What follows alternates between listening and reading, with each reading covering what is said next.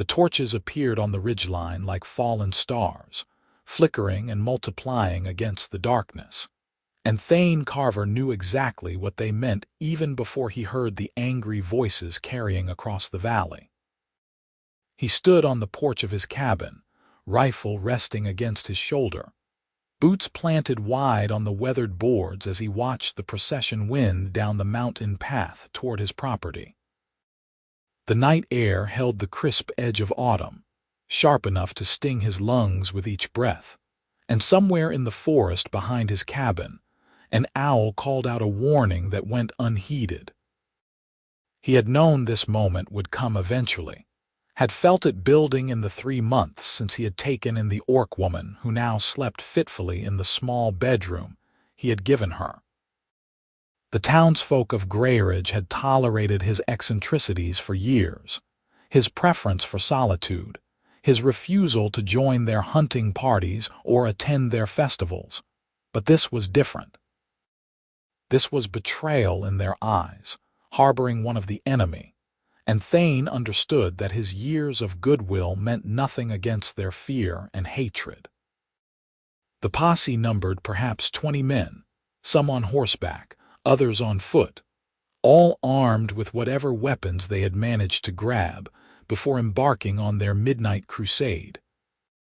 Thane recognized most of them even at this distance, could pick out Harold Finch by his distinctive limp, Samuel Crow by the way he sat his horse, and leading them all was Mayor Donnelly, a man who had once called Thane a friend but whose face now burned with righteous fury in the torchlight. They stopped at the edge of his property, just beyond the split-rail fence he had spent 2 summers building, and the mayor urged his horse forward a few paces before calling out across the 100 yards that separated them. "Thane Carver, we have come for the orc. Send her out and there will be no trouble for you." The mountain man did not move, did not shift his weight or adjust his grip on the rifle. He simply stood there, a wall of muscle and determination, his dark hair falling past his shoulders and his beard thick enough to hide the set of his jaw. The silence stretched between them like a drawn bow, taut and dangerous, until finally Thane spoke in a voice that carried easily across the distance without needing to shout. "Go home, Donnelly. There is nothing for you here." A murmur ran through the posse, anger and surprise mixing in equal measure. The mayor shifted in his saddle, his horse dancing sideways as it sensed his agitation. "That creature killed 3 of our men during the border raids last spring. She is a murderer and a savage, and she will face justice for her crimes." "She killed no one," Thane replied, his voice still calm, still measured. "The woman in my home is a healer, exiled from her clan for refusing to take up arms. She has never raised a weapon against a human soul." "Orc lies," someone shouted from the crowd, and others took up the cry. "Monsters, all of them. String her up and be done with it." Thane's finger moved to rest beside the trigger of his rifle, not threatening, not yet, but making his position clear. "I will say this once more. Go home. If you set foot on my property with violence in your hearts, you will answer to me, and I promise you that is not a reckoning you want." He had fought in the border wars, had served as a scout and marksman for the territorial militia before retiring to this remote cabin in the mountains. These men knew his reputation, knew that he could drop a running deer at 300 paces, and had once held off an entire raiding party single-handed while his patrol retreated to safety. But they also outnumbered him 20-1, and the bloodlust was rising in them like fever. Mayor Donnelly drew himself up straighter, trying to project authority despite the tremor Thane could hear creeping into his voice. "This is not a request, Carver. This is the law. The Territorial Council has issued a warrant for the arrest of all orcs found within human settlements. You are harboring a fugitive, and if you do not surrender her, you will be arrested as well. Then I suppose you will have to arrest me." The mayor's face purpled in the torchlight. He turned to confer with the men behind him, their voices rising in argument and debate. Thane used the moment to glance over his shoulder at the cabin door, where he knew Gracia would be listening, her keen, orcish ears picking up every word despite the distance. He had told her to stay inside no matter what happened, had made her promise that she would not try to surrender herself to save him, though they both knew such a promise was fragile as morning frost. 3 months ago she had stumbled into his clearing half dead from exposure and starvation, her green skin pallid and her breathing shallow. He had found her collapsed beside his well, unconscious, her clothes in tatters and her feet bleeding from weeks of wandering through the wilderness. Any sensible man would have left her there, or put a bullet in her head as an act of mercy. But Thane Carver had stopped being sensible the day he retired from the militia and retreated to these mountains. Instead, he had carried her inside, tended her wounds, and nursed her back to health over the course of long weeks that had turned into months. In that time he had learned her story, learned how she had been cast out from her clan for refusing to participate in the raids against human settlements, how she had spoken out against the endless cycle of violence and been branded a traitor for her compassion. Her small tusks, delicate for an orc, had been marked with the symbols of exile, carved into the ivory in a ritual that had left her bleeding and alone. She had wandered for nearly a month before reaching his cabin, surviving on roots and stream water, always moving, always fleeing from both orc and human alike.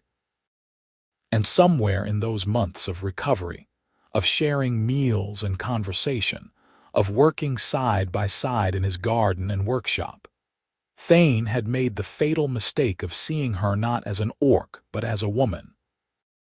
A woman with a quick laugh and gentle hands, who hummed while she worked and who watched the sunset from his porch with an expression of such profound peace that it made his chest ache. A woman with whom he had fallen hopelessly, impossibly in love.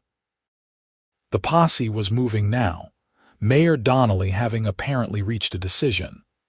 They spread out in a line, still keeping their distance but closing the gap, torches held high and weapons ready. Thane counted them again, noted who carried rifles and who had only clubs or farming implements, calculated angles and cover, and the likelihood that he could actually hold them off until dawn. The mathematics were not favorable. "This is your last chance, Carver," the mayor called out.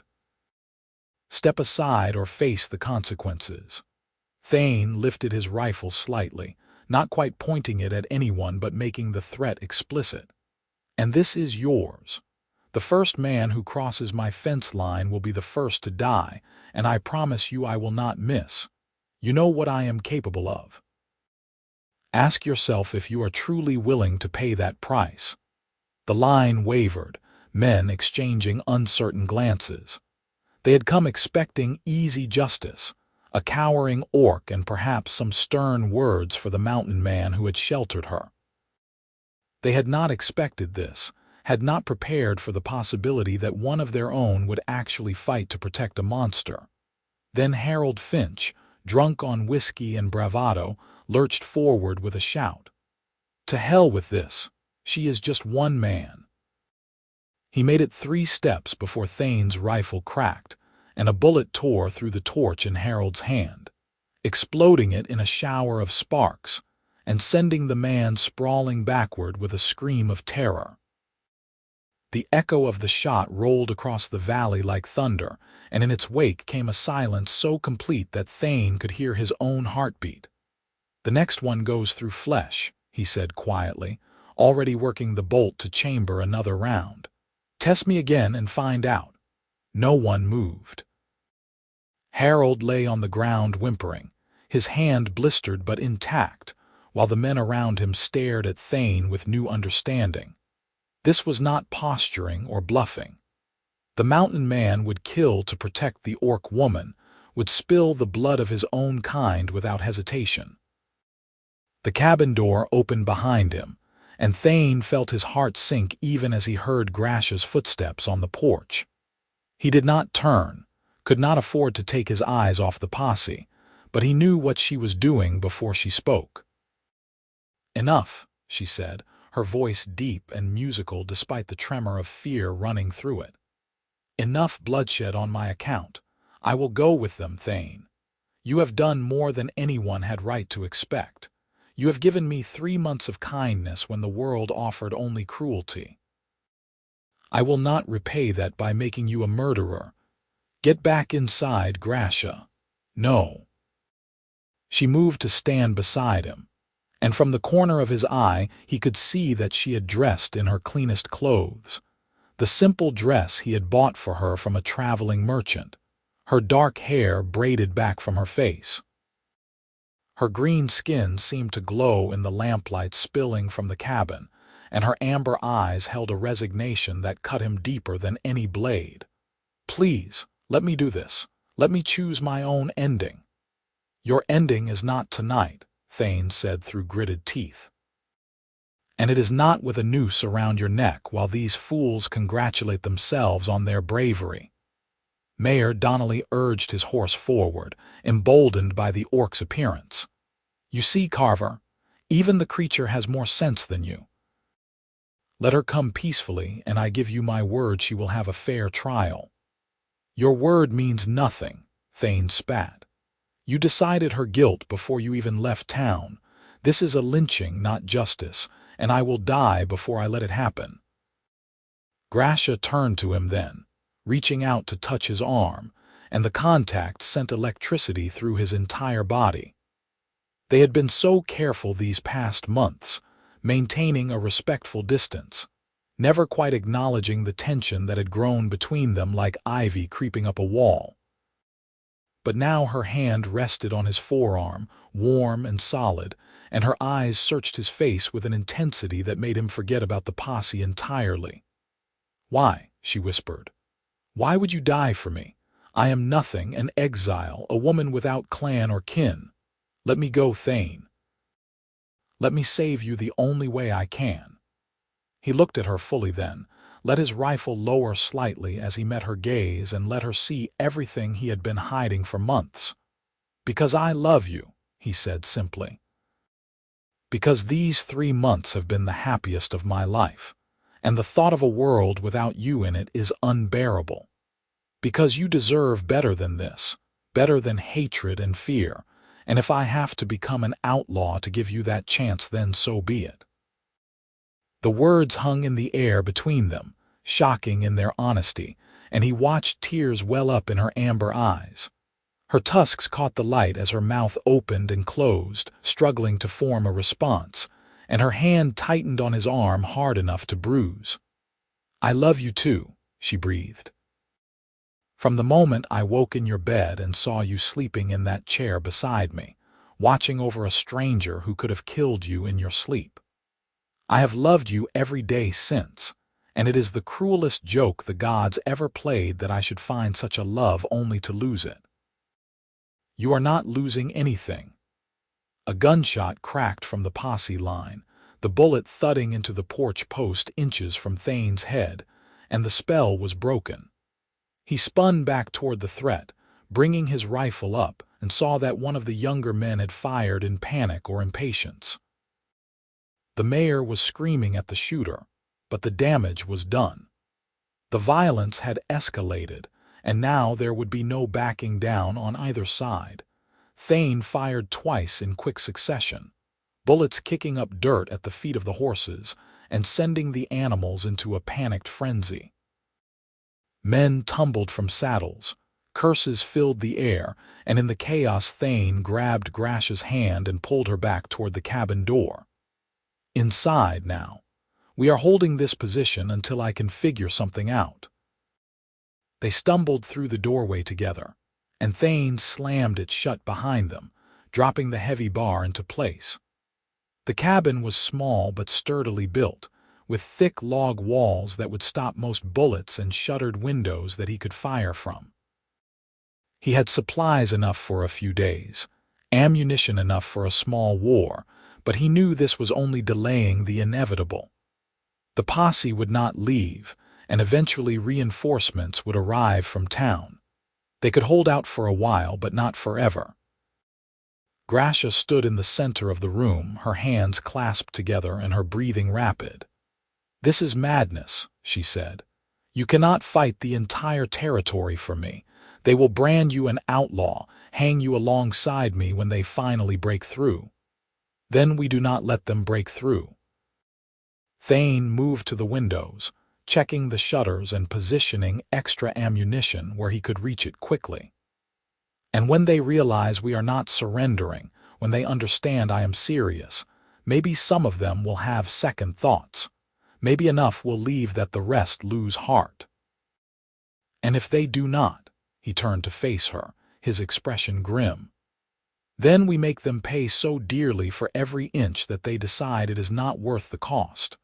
A volley of gunfire rattled against the cabin walls, bullets thudding into wood but not penetrating. The posse was testing their defenses, probing for weaknesses. Thane returned fire through the front window slits, aiming high, still trying not to kill anyone if he could avoid it. But his restraint would only last so long, and they both knew it. The siege settled into an uneasy rhythm over the next few hours. The posse would fire sporadically, keeping them pinned down, while Thane conserved his ammunition and waited for opportunities to discourage any attempts to advance. Gracia moved through the cabin like a ghost, unable to sit still, her warrior instincts warring with her healer's oath to do no harm. She had told him she refused to fight, but watching him defend her alone was clearly tearing her apart. Around 2 in the morning, during a lull in the shooting, she came to sit beside him at the window where he kept watch.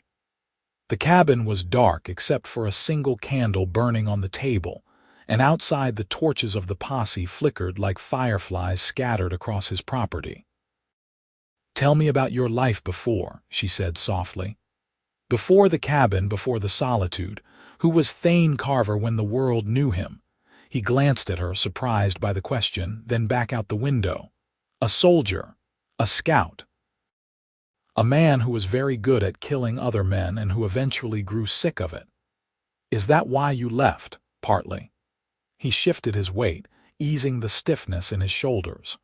"I saw too much death, participated in too much violence, all in the name of protecting borders and maintaining peace. But the thing that finally broke me was realizing that the people I was fighting were not so different from us. Orcs, I mean. Your people." Gracia's expression was unreadable in the dim light. "Go on." "There was a village, a mixed settlement of humans and orcs who had decided to try living together despite the laws against it. The Territorial Council ordered us to destroy it, said it was a security risk and a violation of the segregation treaties. We burned it to the ground in the middle of the night, killed anyone who resisted, and scattered the survivors into the wilderness." His voice was flat, emotionless, the way it always got when he spoke of that night. "I watched a father die protecting his children, and those children had green skin and tusks. I watched a human woman weep over the body of her orc husband. And I realized that everything I had been told about your kind being monsters was a lie designed to make me comfortable with murder. So you came here, so I came here. As far from people and their hatreds as I could get, I built this cabin with my own hands, lived off the land, and tried to forget. But the memories do not fade as easily as I hoped." Gracia reached out and took his hand, lacing her thick fingers through his. "I am sorry you carry such pain, but I am grateful that it led you to question, to see beyond the lies. Most humans never do. Most orcs probably never question their own teachings about humans either." "No," she admitted, "they do not, which is why I was exiled. My clan called me corrupted, said I had lost my way. Perhaps they were right. They were wrong." Thane squeezed her hand. Having compassion does not make you weak or corrupted. It makes you brave, braver than any warrior who hides behind hatred. They sat in silence for a while, hands joined, watching the torches outside slowly burn lower. Thane found himself memorizing the feel of her palm against his, the warmth of her skin, the subtle scent of the herbs she used to wash her hair. If this was to be their last night together, he wanted to remember every detail. "What would you do?" Gracia asked suddenly. "If we survive this, if by some miracle we escape, where would we go? What kind of life could we possibly have?" It was a question he had asked himself 1,000 times over the past months, always pushing it aside as impossible fantasy. But now, with death circling outside and nothing left to lose, he let himself imagine it fully. "North," he said. "Beyond the territorial borders, into the unclaimed lands where neither orc nor human law holds sway. There are settlements there, I have heard, where people live by their own rules. Outcasts and exiles and those who do not fit anywhere else. We could build a new cabin, bigger than this one. Have a garden, maybe some chickens, live quietly and bother no one. It sounds like a dream." "Yes, a beautiful dream. Yes." She leaned her head against his shoulder, and he felt his heart stutter at the contact. They had never been this close, never allowed themselves this kind of intimacy, and it was intoxicating and terrifying in equal measure. "If I could choose any life," Gracia whispered, "any future, it would be that one. With you in a cabin in the north, living quietly and bothering no one. Growing old together and forgetting that the world ever told us we could not love each other." Thane turned to look at her, and found her already gazing up at him with those luminous amber eyes. The space between them seemed to collapse, and he was leaning down, and she was tilting her face up. And then they were kissing with a desperate hunger that spoke of months of denial and longing. Her tusks pressed gently against his cheeks, strange but not unpleasant, and her lips were soft and warm and perfect. He cupped her face in his free hand, careful of her pointed ears, and she made a small sound in the back of her throat that sent heat flooding through his veins. When they finally broke apart, both breathing hard, Gracia was crying openly. "I love you," she said again. "I love you, and I am so angry at the world for giving me this only to take it away." "Then we do not let them take it." Thane stood, pulling her up with him, a wild plan forming in his mind. "We run. Right now, while they are settled in for a long siege, out the back through the forest. I know these mountains better than anyone alive. We can be miles away before they realize we are gone. They will hunt us. Let them try. I have been evading trackers since before most of those men could walk." Gracia looked around the cabin at the home that had sheltered her for 3 months, and he could see the conflict playing across her face. "Your home, everything you built, is just wood and stone. You are what matters.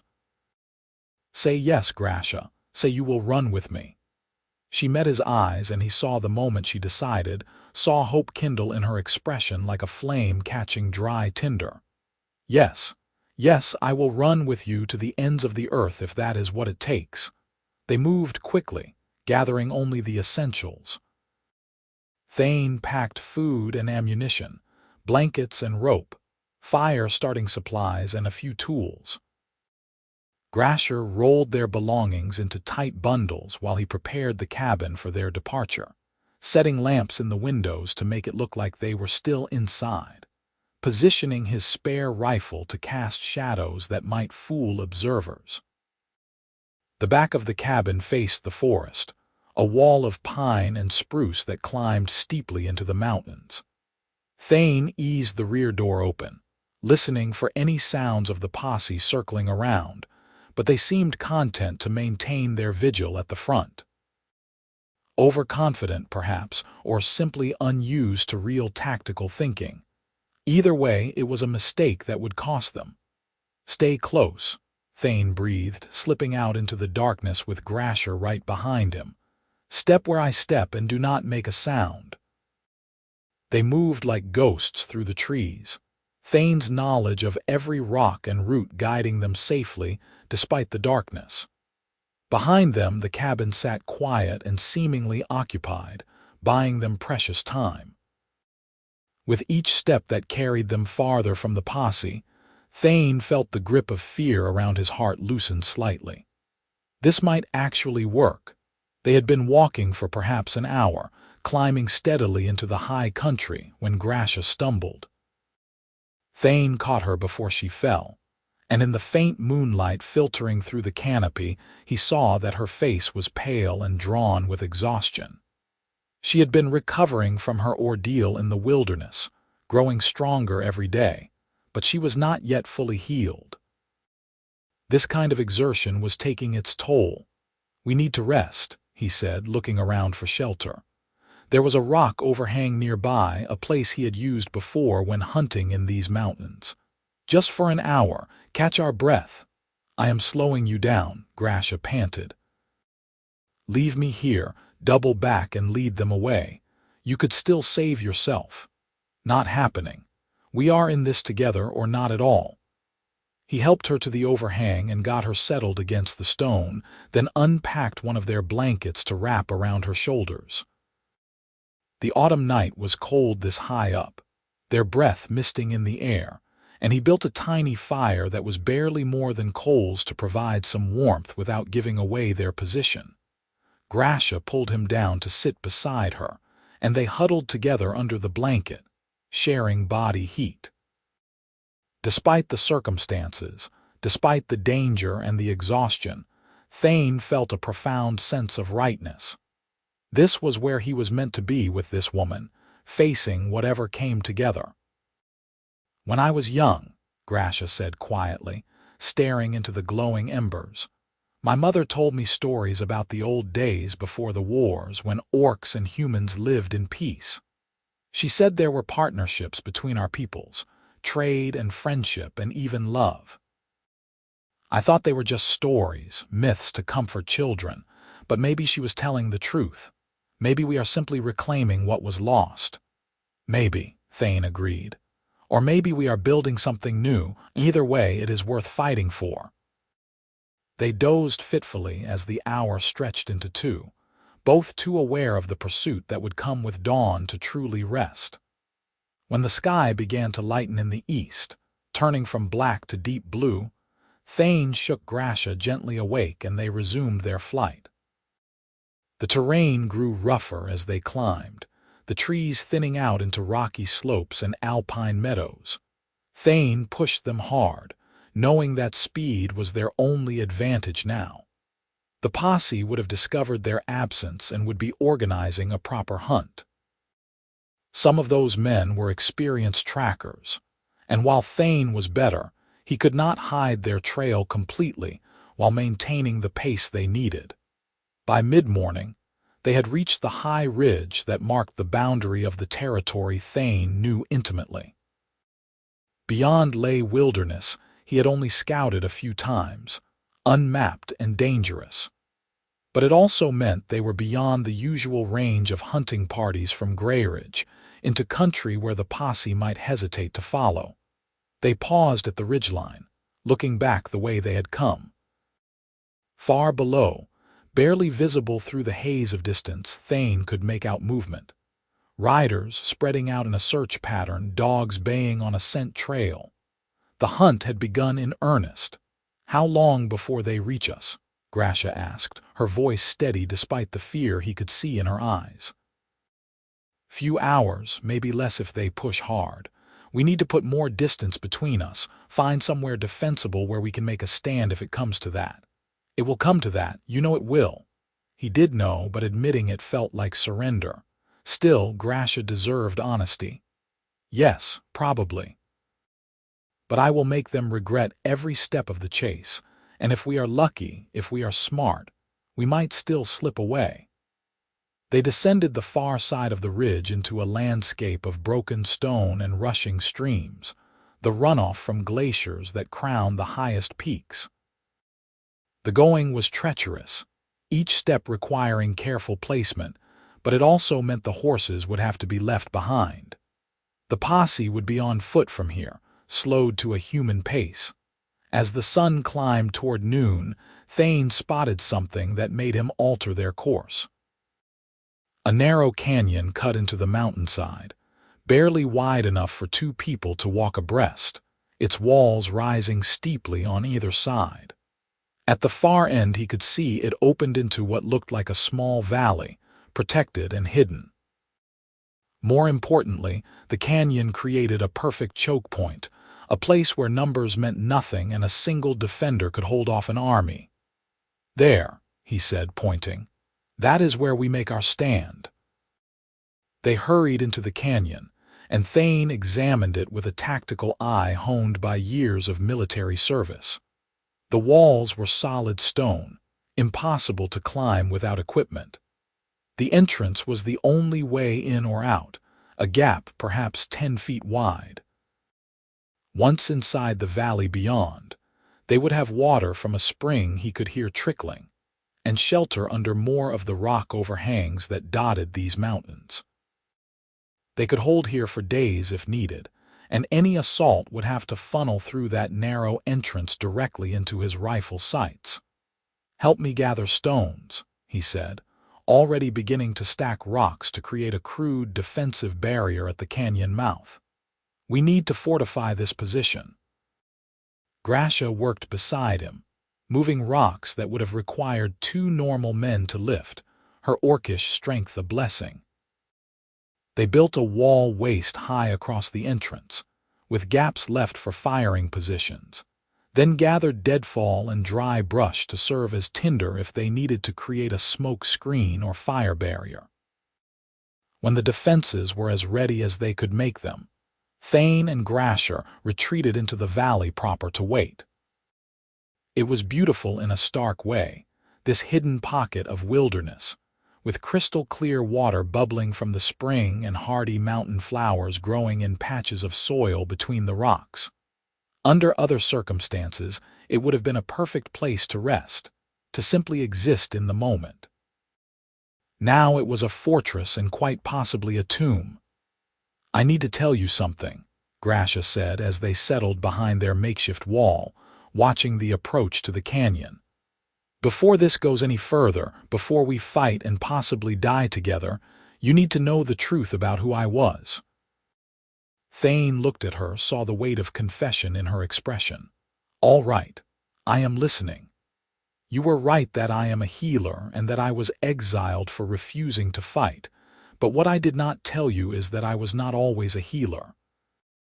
When I was younger, barely more than a girl, I participated in 3 raids against human settlements. I did not kill anyone, or at least I do not think I did, but I was there. I fought. I contributed to the violence and terror that your people suffered at the hands of mine." She paused, her hands twisting together in her lap. "It was not until the 3rd raid, when I saw a human child hiding in a cellar, crying for her mother, that I truly understood what we were doing. The other orcs wanted to drag her out, use her as leverage or worse. I refused. I stood between them and that child, and I would not move. They beat me for my defiance, cast me out of the raiding party, and when we returned home, I was brought before the clan elders. That is when I denounced the raids entirely, when I swore I would never again raise a weapon in aggression. And that is when they exiled me." Thane absorbed this in silence, weighing her words against everything he had come to know about her. Finally he said, "How old were you?" 16 in human years, barely past childhood by orc standards. "And the child in the cellar, what happened to her?" "I do not know. I hope she survived, hope she found safety. I have prayed for her every day since." "Then you are not that person anymore," Thane said firmly.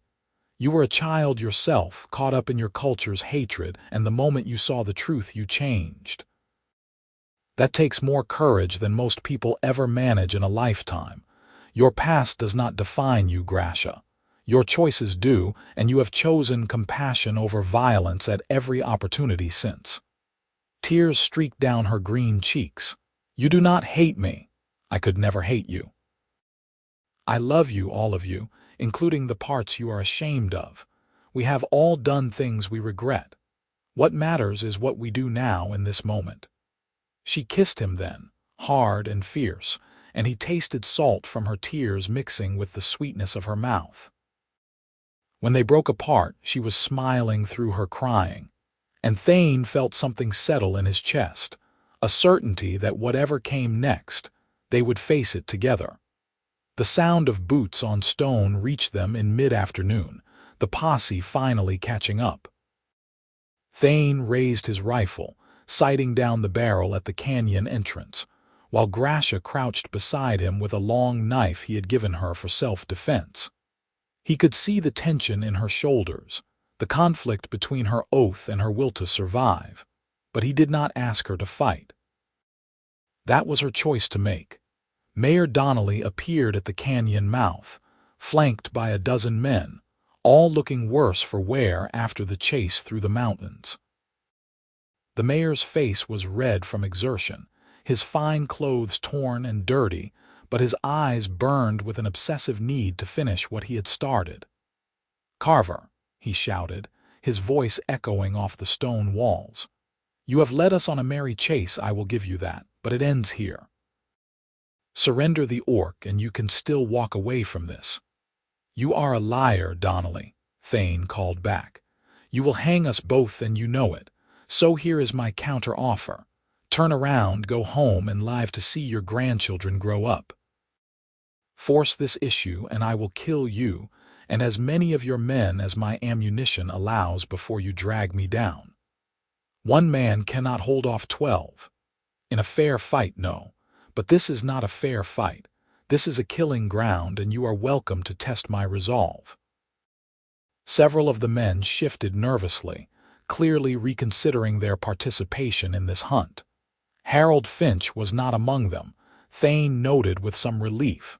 Perhaps the man had learned his lesson, but enough remained that the threat was still deadly serious. The mayor conferred with his companions, gesturing angrily, and Thane could see the argument playing out even without hearing the words. Some wanted to rush the position, overwhelm the defenders through sheer numbers. Others were advocating retreat, pointing out that this was no longer about justice, but about pride. The debate stretched on for long minutes, and Thane felt hope rising in his chest. Maybe, just maybe, reason would prevail. Then Samuel Crow, the same man who Thane had once called a friend, stepped forward with his rifle raised. "Enough talking," he snarled and fired. The bullet whined off the stone wall inches from Thane's head, and the choice was made. Thane returned fire, his shot taking Samuel in the shoulder and spinning the man around. The canyon erupted in gunfire, bullets ricocheting wildly in the confined space, and Thane worked his rifle with mechanical precision, each shot carefully aimed to wound rather than kill. But the posse was pressing forward, using the chaos as cover, and he knew he would have to start shooting to kill if they reached the wall.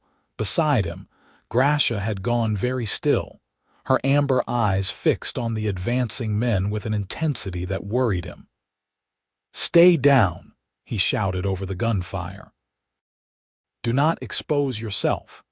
But she was not listening. Her gaze had locked onto Mayor Donnelly, who was hanging back behind his men but directing their assault with sharp commands. And Thane saw something shift in her expression, some decision being made in the depths of her warrior soul. "He is the key," she said suddenly. "Remove him and the others will scatter. They follow him out of civic duty, not personal conviction. Take away their leader and this ends." "I am working on it," Thane replied, firing twice more to drive back a flanking attempt. "But he is staying behind cover." "Then we bring him out." Before Thane could stop her, Gracia stood up behind the wall, fully exposing herself to the posse's fire. "Donnelly," she roared in a voice that carried over the gunfire like thunder. "You want justice? You want to see the savage orc face punishment for her crimes? Then be man enough to face me yourself. Single combat, you and when I win your men leave in peace." The shooting faltered, then stopped entirely as both sides processed this unexpected development. Thane grabbed Grasha's arm, trying to pull her back down, but she shook him off with gentle firmness. "What are you doing?" he hissed. "You swore you would not fight." "I swore I would not kill," she corrected. "And I will not.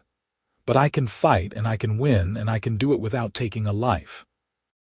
Trust me, Thane, please." The mayor had gone pale, clearly not expecting this turn of events. "I am not fighting a duel with an animal," he blustered, but his voice lacked conviction. "Because you are a coward," Grasha taunted.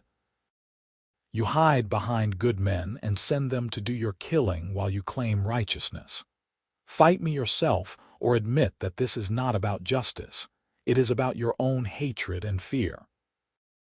The men around Donnelly were looking at him now with new eyes, and Thane could see the mayor's authority crumbling. He had painted himself as a crusader for law and order, but Grasha had just exposed the truth. This was personal, vindictive, and the mayor lacked the courage of his own convictions. "Fine," Donnelly spat, his face contorting with rage. "I will kill the beast myself and prove to you all that they are no threat to a civilized man." He stripped off his coat and drew a long knife from his belt, advancing into the space between the posse and the defensive wall. Grasha vaulted over the barrier with a fluid grace that belied her size, landing lightly on her feet with her own knife held loosely in one hand. The two circled each other while everyone watched in tense silence. Donnelly attacked first, a wild slash that Grasha evaded with minimal effort. He was slower than he thought, his movements telegraphed and clumsy, while Grasha moved like water flowing around stones. She could have killed him a dozen times in the first minute, could have opened his throat or driven her blade into his heart, but instead she danced away from his attacks and landed only superficial cuts that stung but did not seriously harm. "You cannot even best me in a fight," she said calmly as the mayor panted and bled from a dozen minor wounds. "What does that say about your superiority, about your right to judge my people?" "Shut up," Donnelly gasped, lunging again. "Shut up, shut up." Grasha caught his wrist, twisted, and the knife went flying from his grip to clatter on the stones. Then she swept his legs out from under him and planted a foot on his chest, her own blade resting against his throat with just enough pressure to draw a single drop of blood. "Yield," she commanded. "Call off your men and admit this was wrong." The mayor stared up at her with pure hatred burning in his eyes. "Never. Kill me if you want, monster. It will only prove me right. I am not going to kill you." Grasha removed her blade and stepped back. "I am going to let you live with the knowledge that a savage beast showed you more mercy than you ever showed my kind. Go home, Mayor Donnelly. Go home and think about what your hatred has cost you." She turned her back on him, a gesture of profound dismissal, and began walking back toward Thane. The mountain man was already moving, some instinct screaming warning, and he saw Donnelly's hand reach for a concealed pistol in the same instant that Grasha realized her mistake. "Down," Thane roared, bringing his rifle up, but Grasha was too far away and Donnelly was already pulling the trigger. The shot caught her in the side, spinning her around, and she fell hard on the rocky ground. Thane's return fire was instantaneous and lethal, a bullet taking the mayor between the eyes and dropping him dead before his body understood it was finished. Then Thane was over the wall and running to Grasha, his rifle forgotten, his entire world narrowing to the woman bleeding on the stones. The posse stood frozen in shock, their leader dead, the orc woman wounded, and the mountain man gathering her in his arms with an expression of such raw anguish that it stopped their hearts. No one moved to interfere as Thane carried Gracia back behind the wall and laid her gently on one of their blankets. "How bad?" he asked, his hands already working to strip away her dress and assess the wound. "Tell me how bad." "Bad," Gracia gasped, her face twisted in pain. "The bullet is still inside, I can feel it. Thane, I am so sorry. I thought he would yield, I thought, save your strength. I am going to get that bullet out and stop the bleeding, and you are going to be fine. You hear me? You are going to be fine." But even as he spoke, he could see the blood pooling beneath her. Too much blood, and his field medic training was screaming that this was beyond his ability to treat.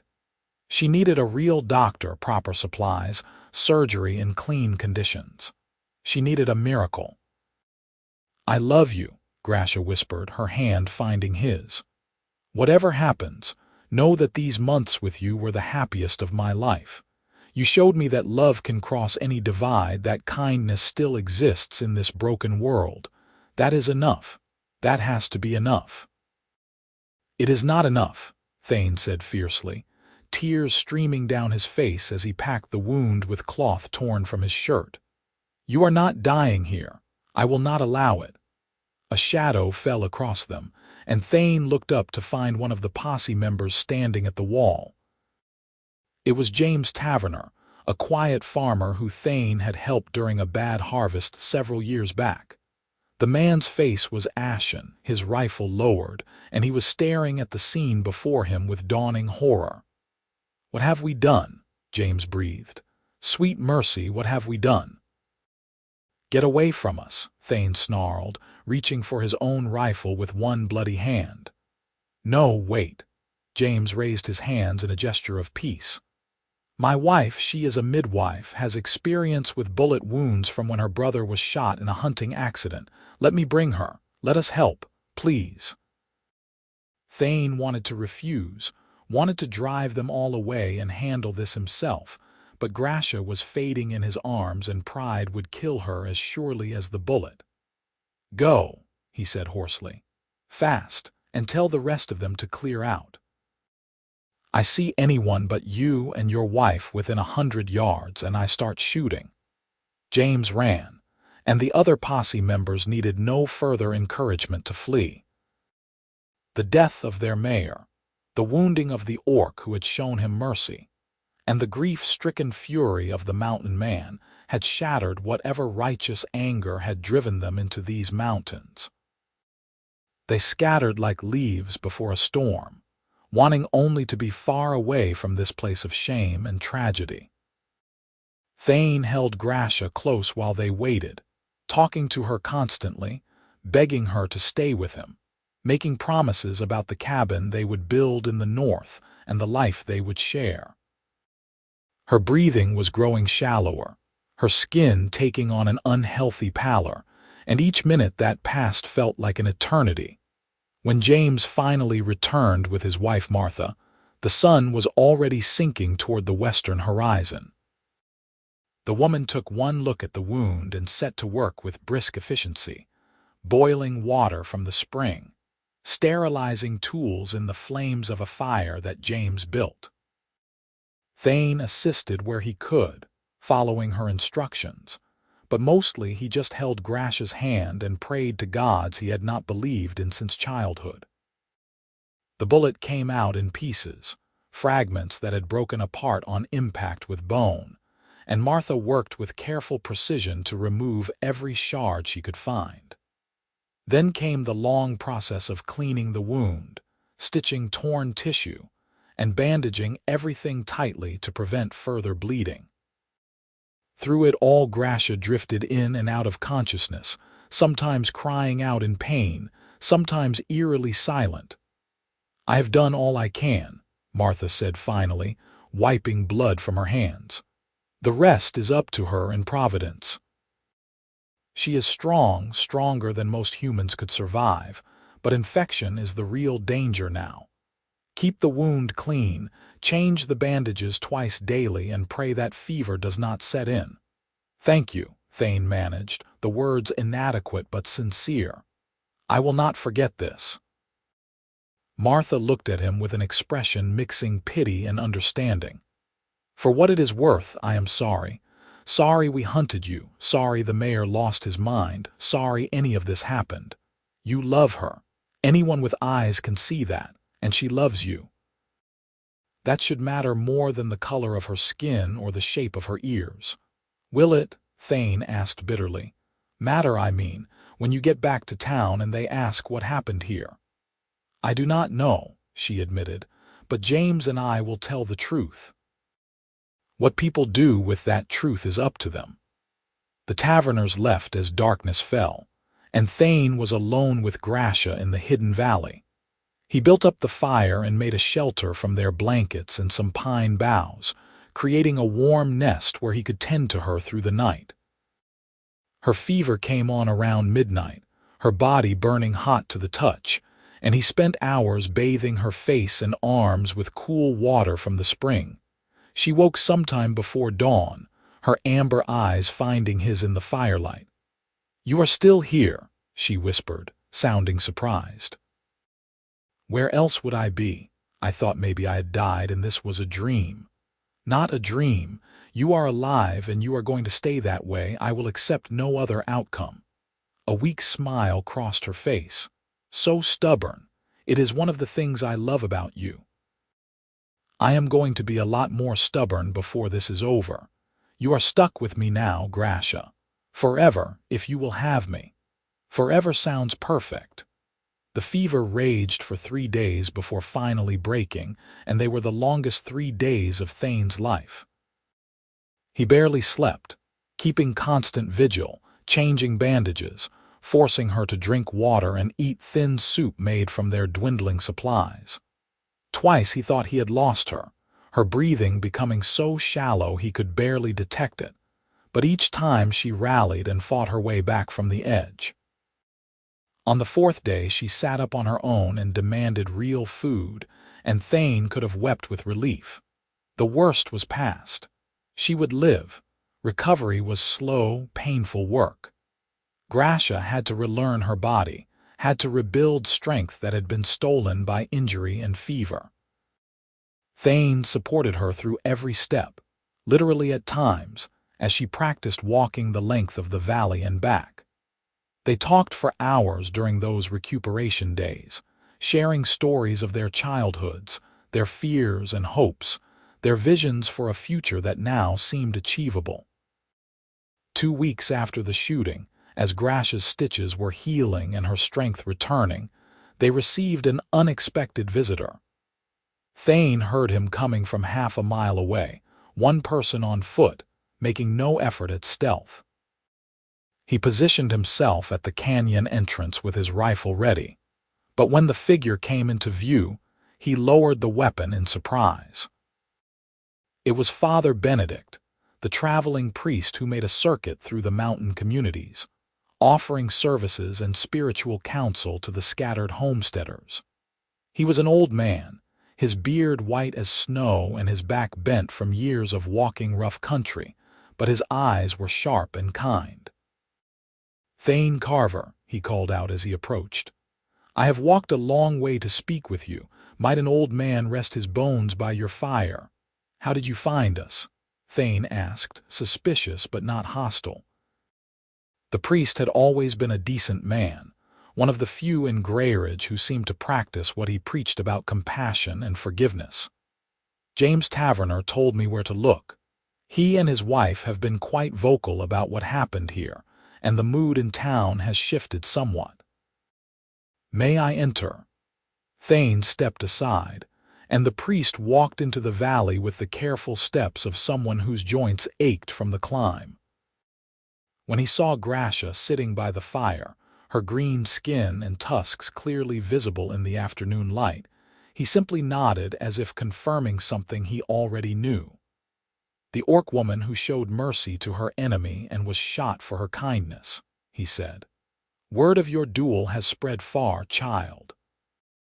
There are some who call you a demon, but many more who see you as something far different." "And what do you see, Father?" Gracia asked, her voice calm despite the tension Thane could see in her shoulders. "I see a child of the Creator, different in form but not in spirit. I see someone who chose compassion over violence, even at great personal cost, and I see two souls who have found love in a world that told them such a thing was impossible." He smiled gently. "I see hope." "Why are you here?" Thane asked bluntly. "If you have come to convince us to return to town, to face some kind of trial, you can save your breath. I have come for nothing of the sort. I have come to offer you something you may wish to accept or refuse as you see fit." Father Benedict reached into his pack and withdrew a small leather-bound book. "I have come to offer you the sacrament of marriage if you desire it." The silence that followed was absolute. Thane and Gracia stared at the priest, then at each other, neither quite able to process what they had just heard. "You would marry us," Thane finally managed. "An orc and a human. The Church forbids such unions." "The Church is not here," Father Benedict replied serenely. "I am. And I believe that love which is freely given and true of heart deserves blessing, regardless of the forms it takes. I am old, and soon I will stand before my Creator and account for my choices. When that day comes, I would rather explain why I united two loving souls than why I kept them apart." Gracia had tears streaming down her face again, and Thane felt his own eyes burning. "You would do this for us," she whispered, "knowing it could cost you your position, your standing. My position and standing mean nothing compared to doing what is right. So I ask you both plainly and without artifice, do you wish to be married in the eyes of heaven and by the authority invested in me?" Thane looked at Gracia, and she looked back at him, and in that moment every doubt fell away. "Yes," they said in unison. "Then let us begin." The ceremony was simple, conducted by firelight as the sun set over the mountains. Father Benedict spoke the traditional words with only minor modifications to account for the unusual couple, and when he asked if they would take each other for better or worse, in sickness and health, until death parted them, their answers rang clear and true. "I now pronounce you husband and wife," the priest said, closing his book with a satisfied smile. "What the Creator has joined, let no mortal put asunder." Thane kissed his wife, his Gracia, and felt complete in a way he had never experienced before. They were bound now, not just by love but by vows spoken and witnessed, recognized even if not by human law then by something higher. Father Benedict stayed only long enough to share a meal and offer his blessing for their journey north, then departed with the dawn. "I will tell anyone who asks that I never found you," he said as he prepared to leave. "And I will suggest that others do the same. You deserve a chance at peace." They left the valley 2 days later, Gracia strong enough to travel and both of them eager to put distance between themselves and the territory that had brought them so much pain. Thane led them north through country that grew wilder and more beautiful with each passing mile, following trails that only hunters and trappers knew, always moving, always watchful for pursuit that never came. Autumn deepened into early winter as they walked, the trees losing their leaves and the first snows dusting the higher elevations. They weathered the cold together, sharing blankets and body heat, laughing at small mishaps and marveling at the freedom they now possessed. No one hunted them. No one tried to stop them. They were simply two people moving through the wilderness, and if travelers they occasionally encountered noted the unusual pairing, none commented or interfered.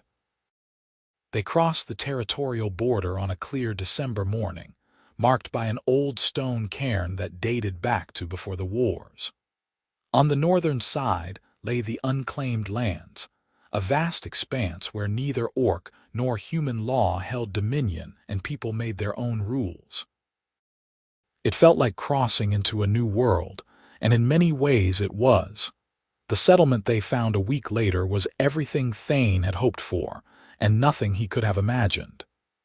It was called Haven, a name that needed no explanation, and it sat in a broad valley protected on 3 sides by mountains.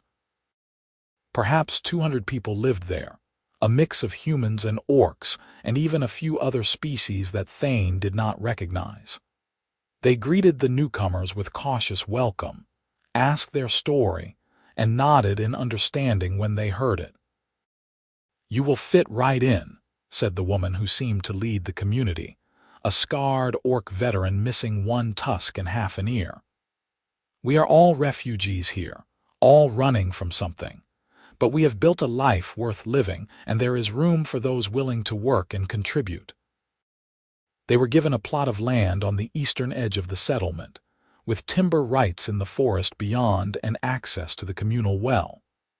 Thane set to work immediately, felling trees and preparing the ground, while Gracia established herself as a healer. Her skills were desperately needed in a community where the nearest proper doctor was weeks away, and soon people were coming to her with everything from childbirth to battlefield wounds. The cabin took shape over the winter months, rising from snow-covered ground through the combined effort of Thane's carpentry and the help of neighbors who appeared unbidden to assist. It was larger than his old cabin, with room for a proper bedroom, a workshop for Thane, and a healing space for Gracia. They chinked the walls against the cold, built a massive stone fireplace that could heat the entire structure, and carefully fitted windows with real glass that Thane traded furs to obtain. When spring came and the snow melted, revealing the valley in all its glory, they planted a garden together. Potatoes and carrots, beans and squash, and a row of herbs that Gracia needed for her medicines. They acquired chickens from a neighboring farm, built a coop for them, and laughed at the way the birds seemed to prefer Gracia over Thane despite him being the one who fed them. Life settled into a comfortable rhythm. Thane hunted and trapped, bringing in meat and furs that they used or traded. Gracia tended the sick and helped with difficult births, becoming beloved in the community for her gentle manner and skilled hands. In the evenings they would sit on their porch, much like Thane had sat on his old porch, but now with Gracia beside him, her hand in his, watching the sun set over the mountains. On a warm summer evening, as fireflies danced in the garden and the smell of pine drifted on the breeze, Gracia made an announcement that stopped Thane's heart. "I am with child," she said simply. "I have suspected for a while, but now I am certain. We are going to have a baby." Thane was speechless, joy and terror warring in his chest. A child, half human and half orc, a living symbol of the love that the world had said was impossible. "Are you certain?" he finally managed. "Is it safe? I mean, can you?" "I am certain, and yes, it is safe. There are others here who have mixed children. It is not common, but it is possible, and I am healthy and strong." She took his hands in hers, smiling at his obvious anxiety. "We are going to be parents, Thane. We are going to raise a child who knows nothing of hatred or division, who sees only love and possibility. Is that not the most beautiful thing you can imagine?" It was. It absolutely was. Their daughter was born in the deep of winter, during a snowstorm that blanketed the valley in white silence. The birth was difficult but not dangerous, attended by Martha Taverner, who had made the long journey north specifically to help, having heard through the traveling merchant network that her patient would soon need assistance. The baby came into the world squalling and perfect, with her mother's green-tinged skin and her father's dark hair, with small bumps on her gums that would eventually become delicate tusks. They named her Hope, because that was what she represented to them and to everyone in Haven who heard her story. Hope that the old hatreds could die, that the future could be different, that love was stronger than fear. Thane held his daughter in the firelight while Gracia rested after the delivery, and he marveled at how something so small could contain so much promise. She was perfect in every way, and he made a silent vow that she would grow up safe and loved, knowing nothing of the prejudice that had nearly destroyed her parents. Martha stayed for a week to ensure both mother and baby were healthy, and before she left, she pulled Thane aside for a private conversation. "I wanted you to know," she said quietly, "that things have changed in Greyridge. After what happened with the mayor, after James and I told our story, many people began to question the old ways. There is a movement now, small but growing, to reach out to the orc clans, to try to negotiate a real peace. It may come to nothing, but then again, it may change everything. Why are you telling me this? Because you and Gracia started it.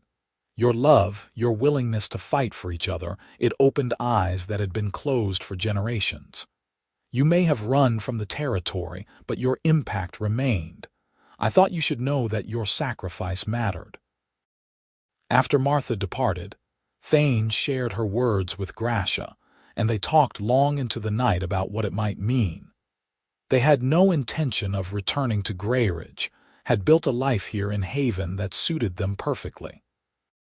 But knowing that their story had inspired change, that perhaps other couples would not have to flee and hide, gave them a deep sense of satisfaction.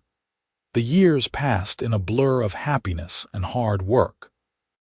Hope grew into a bright, curious child who was equally at home, listening to her father's tales of life in the mountains, or helping her mother prepare medicines. She made friends easily in Haven, where children did not care about the color of someone's skin or the shape of their ears, and she grew up surrounded by love from both her parents and the community. When she was 5 years old, Hope asked her parents how they had met, and they told her the truth. About the midnight posse and the mountain man on his porch, about the desperate flight into the mountains and the duel that nearly cost Gracia her life, about the priest who married them and the journey north to find a home. Hope listened with wide eyes, then asked the question that cut straight to the heart of everything. "Why did you stand on the porch, Papa? When all those people came, why did you not just let Mama go?" Thane looked at his daughter, at his wife, at the life they had built together, and gave her the only answer that mattered. "Because I loved her more than I feared them. Because she was worth fighting for, worth risking everything for. And because sometimes doing the right thing means standing your ground, even when the whole world tells you to move." Hope nodded solemnly, as if this confirmed something she had already suspected, then went back to playing with her carved wooden animals. Gracia leaned her head on Thane's shoulder, and they sat together in comfortable silence, watching their daughter and dreaming of the future. More children came in the following years, 2 more daughters and a son, each unique and wonderful in their own way. The cabin expanded to accommodate them all, wings added on as the family grew, until it was a proper house rather than a simple homestead. Thane taught his children to hunt and track and survive in the wilderness, while Gracia taught them compassion and healing, and the importance of seeing the individual rather than the category. The community of Haven grew as well, word spreading through both human and orc populations about the place where anyone was welcome regardless of their background. More refugees arrived, more couples fleeing prejudice, more families seeking a fresh start. The settlement became a town, then a small city, a shining example of what was possible when people chose cooperation over conflict. And through it all, Thane and Gracia remained at the heart of it, not as leaders but as symbols of the hope that had founded the place. They grew old together, their hair turning gray, their bodies showing the wear of hard lives well lived. But their love never diminished, never faded, burning as bright in their twilight years as it had that first night when Thane stood on his porch and refused to move. On a spring evening much like the one when he had first kissed her, when they were both well into their 60s and surrounded by grandchildren, Gracia turned to Thane and said, "I have been thinking about that night. The night the posse came. What about it? If you could go back, knowing everything that would happen, all the pain and fear and uncertainty, would you still make the same choice? Would you still stand on that porch?" Thane did not hesitate. "Every single time. 1,000 lifetimes over, I would make the same choice. You are the best thing that ever happened to me, Gracia. Everything that came after all of this, it was worth any price." She smiled, her tusks glinting in the fading light, and kissed him with a passion that defied their age. "I love you, Thane Carver, today, tomorrow, and forever. And I love you." They sat together as the sun set, two souls who had defied the world to find each other, who had built a life and family against impossible odds, who had proven that love could indeed cross any divide. Behind them, the house was filled with the sounds of family, laughter and conversation, and the chaos of children. Before them, the future stretched out, uncertain but bright, filled with possibility. The mountain man and the orc woman, the soldier and the healer, the husband and the wife. Their story had started with a moment of defiance, a refusal to surrender to hatred and fear. And it ended, as all the best stories do, with love triumphant and a legacy that would endure for generations. In Haven, and in the hearts of all who knew their tale, Thane and Gracia became legend. Not as warriors or heroes in the traditional sense, but as something more important. They became proof that change was possible, that the old hatreds did not have to define the future, that a single act of courage could ripple outward and reshape the world. And on quiet nights, when the wind blew down from the mountains and the stars shone bright overhead, the old-timers would tell their story to the young. About the posse that came for the orc woman at midnight, and the mountain man who stood on his porch and did not move. About the love that conquered prejudice, the courage that defied an angry mob, and the life they built together in a place where everyone was welcome. It was a story worth telling, worth remembering, worth passing down through the generations. Because it reminded everyone who heard it that love was stronger than hate, that compassion was braver than violence, and that sometimes the most heroic thing a person could do was simply refuse to give up on someone they loved. Thane and Gracia lived to see their great-grandchildren born, lived to see Haven become a beacon of hope recognized throughout the region, lived to see the peace treaties finally signed between human and orc territories. They lived full lives, rich lives, surrounded by family and love until the very end. When Thane finally passed in his sleep at the age of 78, Gracia was holding his hand, and his last words were her name spoken with infinite tenderness. She followed him 6 months later, her body simply giving out from the grief of his absence, and they were buried together on a hill overlooking Haven under a single headstone that read simply, "Together, forever." Their children and grandchildren continued the legacy they had started, maintaining the homestead, carrying on the healing work, and telling the story to anyone who would listen. The cabin became a landmark, preserved exactly as it had been, a place where young couples would come to pledge their own vows and draw strength from the example set by those who had come before. And sometimes, on clear nights when the moon was full, people swore they could see two figures standing on that old porch, hand in hand, looking out over the valley they had helped to build. Whether it was ghost or memory or simply the power of love transcending death, no one could say. But it brought comfort to those who saw it, a reminder that true love never really ended, that the bonds forged in life could endure beyond it. The story of the posse that came at midnight and the mountain man who would not move became part of the founding mythology of Haven, told and retold until it took on the quality of legend. But at its heart, it remained simple and true, a tale of two people who loved each other enough to defy the world, and who built something beautiful from that defiance. In the end, that was their triumph. Not in the grand gestures or dramatic confrontations, but in the quiet daily choice to love each other, to support each other, to build a life together despite everything that said it was impossible. They proved that love could cross any divide, overcome any obstacle, and create a future brighter than any past. And that was a legacy worth more than any treasure, more enduring than any monument, more powerful than any army. It was the legacy of hope, of change, of the simple radical act of choosing love over hate. It was a legacy that would endure as long as people remembered their names and told their story. Thane and Gracia, the mountain man and the orc woman who stood together against the darkness and lit a candle that would never be extinguished. Their story was complete, their journey finished, their love eternal.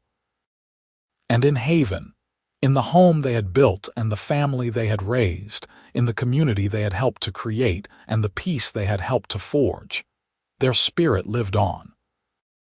This was their happily ever after, hard-won and well-earned, a testament to the power of love and the courage to fight for it. And it was everything they had ever wanted,